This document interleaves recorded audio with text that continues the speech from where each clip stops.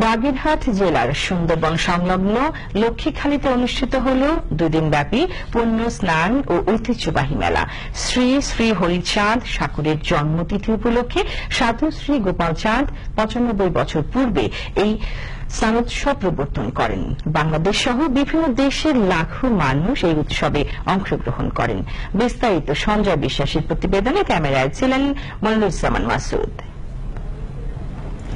পৃথিবীর সবচেয়ে বড় ম্যানগ্রোভ ফরেস্ট, অপরূপ প্রাকৃতিক সৌন্দর্যের আধার সুন্দরবনের মনোমুগ্ধকর প্রাকৃতিক পরিবেশের মাঝে সাধু শ্রী গোপালচাঁদ প্রবর্তিত স্নান উৎসবে অংশগ্রহণের জন্য লাখো মানুষের ঢল নামে।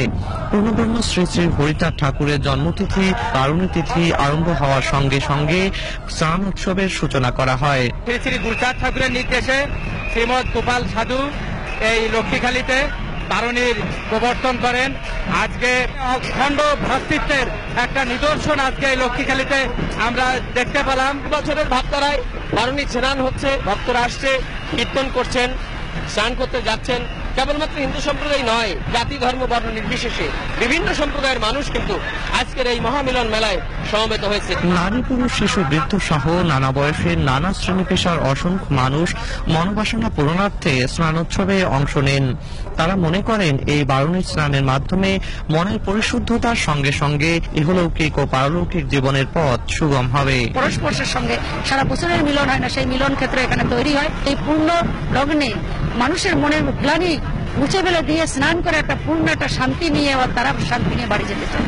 ভক্ত তারা কামনা সাগরে শুধু কামনা করতেই আসেনি, তারা কামনা বিসর্জন দিতে এসছে। মানবতা উদ্বুদ্ধ হয়ে সকল মানুষের কল্যাণের জন্য তারা একতাবদ্ধ হচ্ছে। বারণী স্নান উপলক্ষে বিস্তীর্ণ এলাকা জুড়ে বসে ধর্মীয় অনুষঙ্গ ও ঐতিহ্যবাহী কারুশিল্পের মেলা।